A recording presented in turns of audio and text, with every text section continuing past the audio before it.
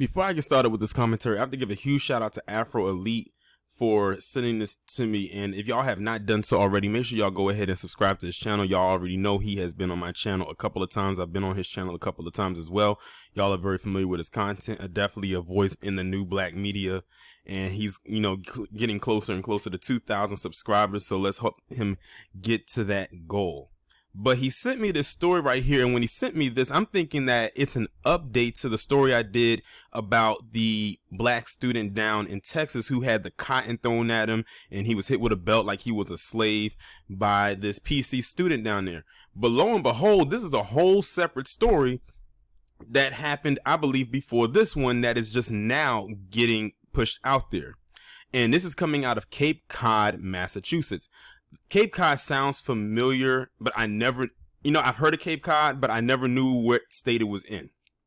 So in Massachusetts, especially Boston, is a very racist area. Like, we already know this. But basically what you have here is that you have this black student. They actually gave the black student's name, which is crazy considering he's a minor, but they kept the white student's name hidden. And I forgot what the reason it was, but I'm gonna read the article. You had this white student that was racially taunting this teenager, this black teen, for months. And there's a lot of similarities with this one and the other story I talked about. For months. And I guess nobody was doing anything until one day he took it one step too far, and it happened in February, of course. And then Ras Russell, the black teen, couldn't take it anymore, and he beat the shit out of this white teen. As a matter of fact, so bad, in fact, that he ended up getting not only suspended from school, but he got arrested and charged with assault with a weapon. And you want to know what the weapon was? It's going to mention the article, but I'm saying it right now because I read ahead. His shoe. Ras Russell took his shoe off and beat the shit out of this white boy. I can't say I'm completely upset about it, but notice the actions that was taken against the black teen that was being bullied and racially taunted for so long, that when he finally took action, now they want to do something. Again, that goes back to where I was saying about that video about the the black girl in that high school, where she was defending this, I guess, an Arab girl who was being made fun of by this white girl, and she kept hitting her. And then all of a sudden the black girl came in and just started going in on her, threw her head into the table and went in on her. And then that's when everybody wanted her to stop. Just like with the black teen down in Texas who was having the cotton and thrown at him and hitting him with the belt. The minute he got up and pushed that white boy out the door, then everybody was like, oh my God. I keep telling y'all, when we as black people, no matter the age, defend ourselves against these creatures, that's when they want to act in shock and awe. Because I actually had a conversation with Afro Elite in a stream that we did on his channel recently. And I said, when black people fight, we fight wild. Like, we can start off structured, starting off fighting.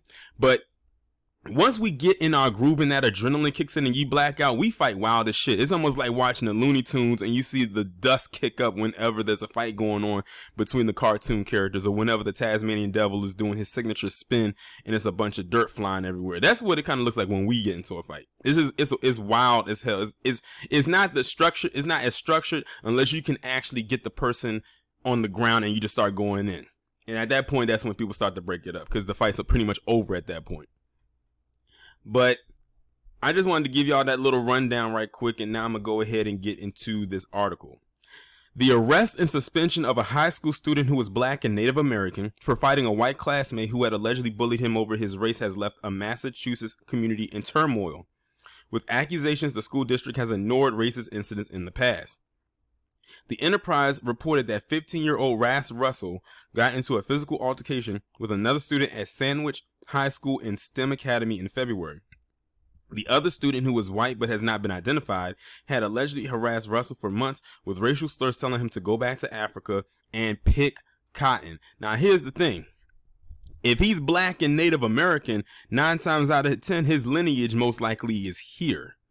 And for all we know, that palm-colored bastard most likely comes from a family of migrants. So if anybody should be telling anybody to go back anywhere, it would be him.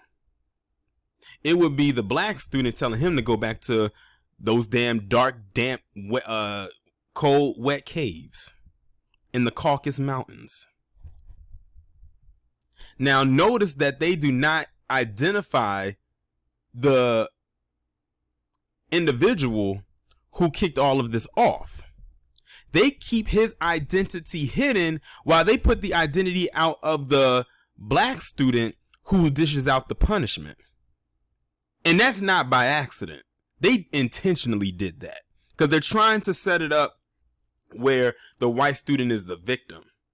But based on what I've read so far going into this, I don't think that many people are seeing it that way, and they shouldn't, because that's not how it played out. But see, the thing is, they have to overcompensate or embellish it to make it seem like black people, no matter the age, are so extremely violent.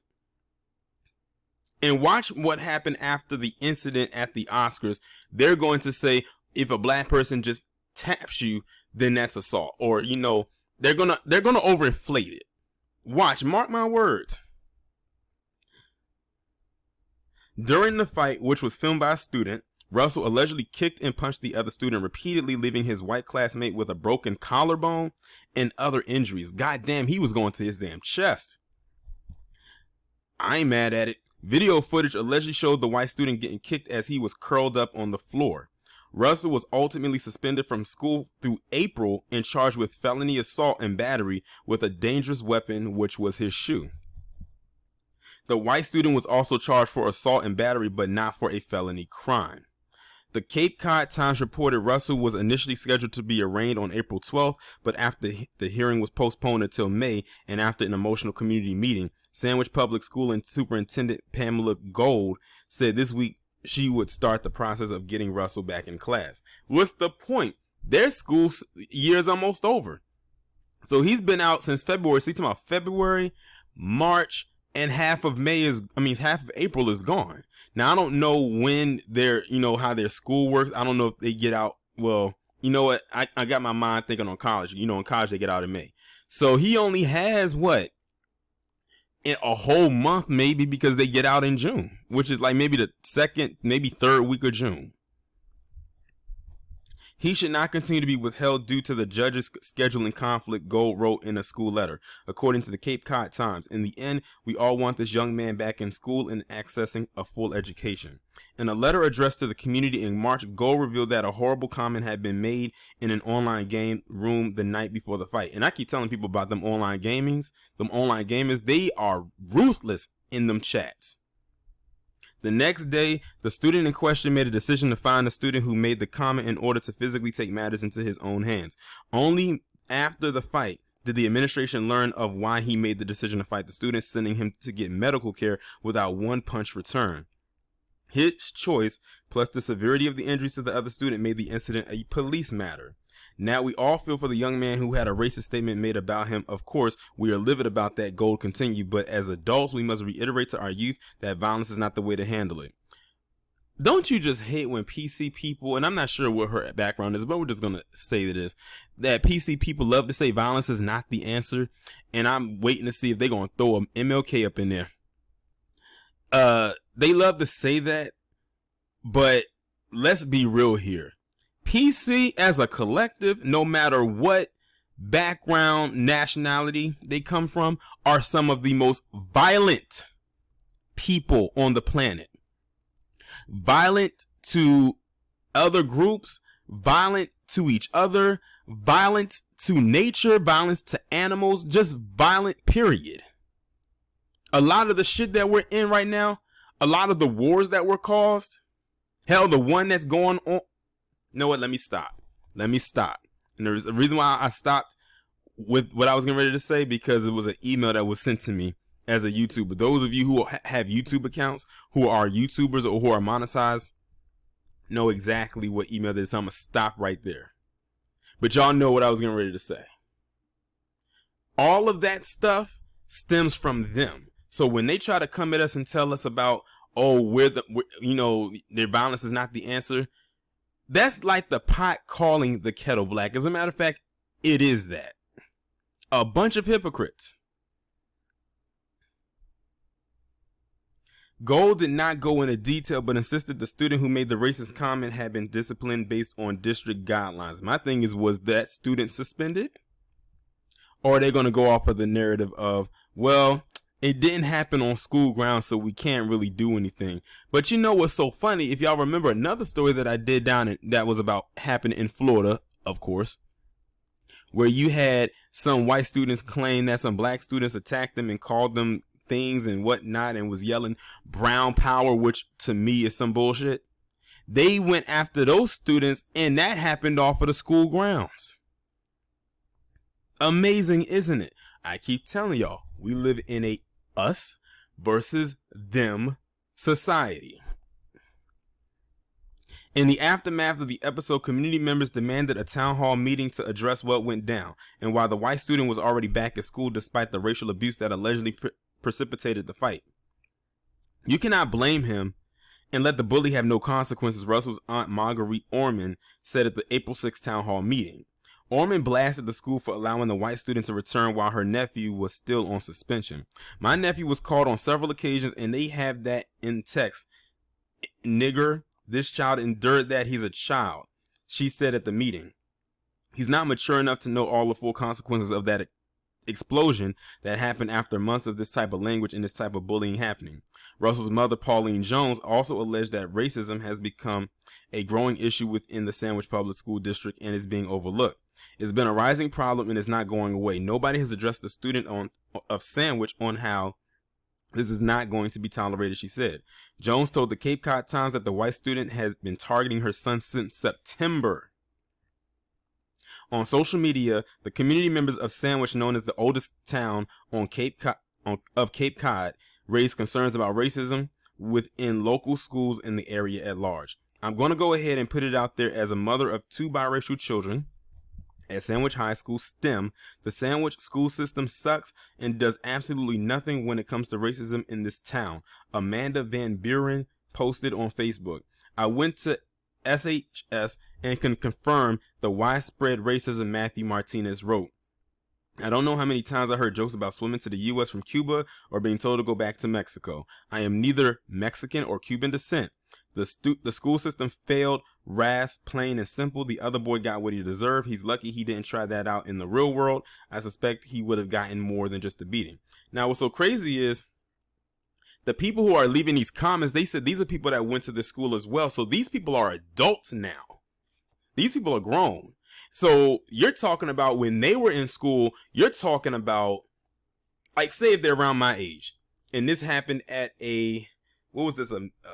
What is this? A high school? You're talking about like the mid 2000s. Well, not the mid 2000s. Maybe the early, the early to mid 2000s. Because I was in high school from 03 to 07. So if they're around my age, that means they were in high school around that time. Whether they came in before me or with me or slightly after me. Nick Tompkins Hughes detailed her own experiences as a student and a parent of the students in the school system.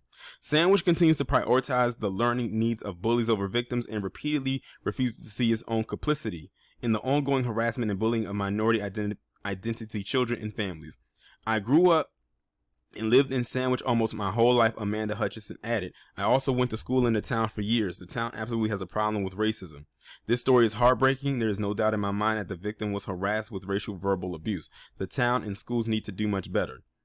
Neither Sandwich High School and STEM Academy nor Sandwich Public Schools immediately returned the Daily Beast request for comment Thursday. So you have right there testimonies from people who went to that school that are detailing, like, right out there for you, that this town or the school system up there has a problem with racism because some have dealt with it. Some have heard stories, and they're basically all saying the same thing, that they're not doing a damn thing about it. And like I said, this is Massachusetts we're talking about here. I know this isn't Boston, but we all know Boston has a very racist history. It's almost like I think Boston is like a northern version of the South. I wouldn't be surprised if there's some Klan chapters up there. But I am glad that the black student handled his business and letting people know that we are not dealing with your shit anymore. And this is a 15-year-old, okay, that did this. The part that got me was they said that he broke the boy's collarbone. Like, he gonna have to be in some kind of, he probably had to be in some kind of device for a while. But I bet you he ain't gonna try that shit again. Not on him, not the boy who beat his ass, or another black person. That was his wake-up call right there. And I think that's the wake-up call that a lot of black people gonna have to start dishing out, because, you know, you can constantly try the old way, but we all know the old way isn't working. There's a new way of doing things now. And be honest, it's not that new. It's just that you have to be willing to take that risk of doing it. After all, this is a 15-year-old who beat the shit out of this PC boy and ended up getting not only suspended, but arrested and charged with a felony. You got some grown adults that are scared of getting a damn misdemeanor when it comes to dealing with these devils. But he did what he had to do. It's just unfortunate that, again, it goes back to my talking point that as black people in America, we're not allowed to defend ourselves. And I get people who leave comments saying, well, it's not necessarily defending, troll, go on somewhere. You know what? You're blocked. When I see comments like that, I immediately block the person. Because my point has been proven when I say black people aren't allowed to defend themselves. But that's fine, because we, at this point of the game, we can't wait for the allowance to defend ourselves in our lives, in our personal space. We just gonna have to, you know, handle our business. And if it comes down to it, take the charge.